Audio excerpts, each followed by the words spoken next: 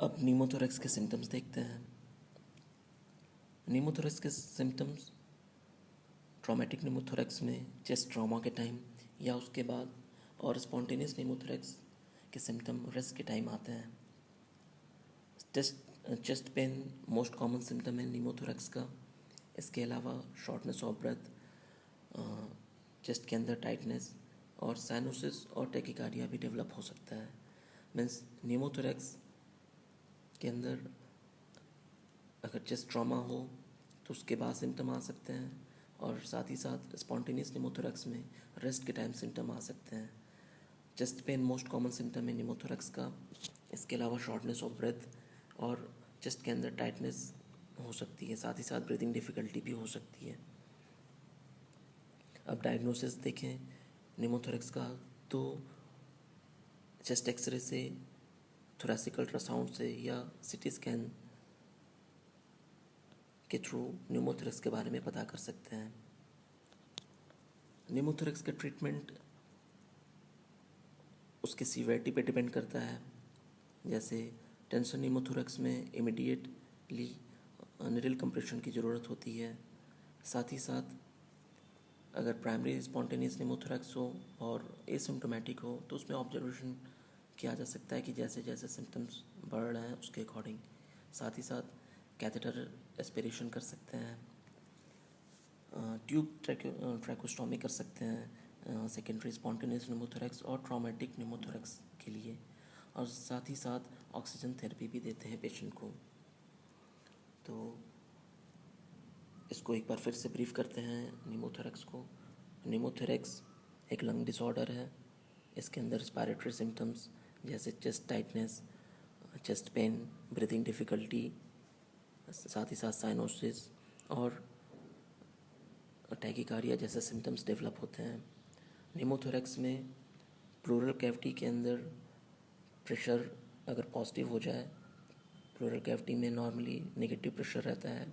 एक pressure parietal pleura के through लगता है, दूसरा विसरल प्लूरा के थ्रू लगता है, जिससे लंग्स इन्फ्लेमेटेड रहते हैं ईजिली और उनके अंदर वेंटिलेशन होता रहता है नॉर्मल कंडीशन में।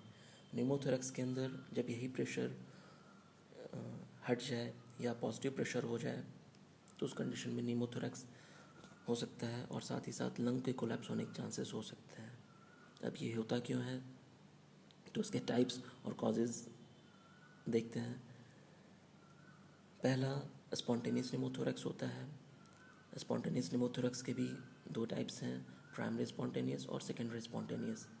Primary spontaneous tall thin male के अंदर होता है जो स्मोकिंग करते हैं, या फिर उनके अंदर स्ट्रक्चरल एबनॉर्मलिटी हो ब्रोंकियल ट्यूब्स के अंदर, तो उस कंडीशन में हो सकता है। सेकेंडरी स्पॉन्टेनियस न्यूमोथोरेक्स अगर किसी पेशेंट में पहले से ही कोई लंग डिजीज़ हो जैसे टीबी, अस्थमा, सीओपीडी या लंग कैंसर हो, और उसके थ्रू प्लूरल कैविटी स्पेस में एयर इंटर कर जाए, तो उसके कारण सेकेंडरी स्पॉन्टेनियस न्यूमोथोरेक्स हो सकता है। दूसरा ट्रॉमेटिक न्यूमोथोरेक्स। ट्रॉमेटिक न्यूमोथोरेक्स में अगर किसी ट्रॉमा से, किसी इंजरी से, जैसे फ्रैक्चर्ड रिब हो या स्टैब वुंड हो या गन शॉट इंजरी हो, इसके कारण अगर प्लूरल कैविटी में ओपनिंग हो जाए और एयर कलेक्ट होने लगे, तो उसके कारण ट्रॉमेटिक टाइप ऑफ न्यूमोथोरेक्स हो सकता है। साथ ही ट्रॉमेटिक टाइप ऑफ न्यूमोथोरेक्स के अंदर एट्रोजेनिक टाइप, जैसे मेडिकल ट्रीटमेंट या मेडिकल प्रोसीजर के टाइम, जैसे बायोप्सी कर रहा हूँ या थोरैकोसेंटेसिस या सीवीपी लाइन इंसर्शन के टाइम अगर प्लूरल कैविटी के अंदर एयर चला जाए, तो उसके कारण ट्रॉमेटिक न्यूमोथोरेक्स हो सकता है। स्पॉन्टेनियस और ट्रॉमेटिक न्यूमोथोरेक्स को क्लिनिकली भी डिवाइड कर सकते हैं। Close type of pneumothorax spontaneous pneumothorax होता है, और open type of pneumothorax traumatic type of pneumothorax होता है। इसके अलावा टेंशन न्यूमोथोरेक्स में पॉजिटिव प्रेशर प्लूरल कैविटी में हमेशा बना रहता है। टेंशन न्यूमोथोरेक्स में एक वन वे वॉल्व की तरह फंक्शन करता है।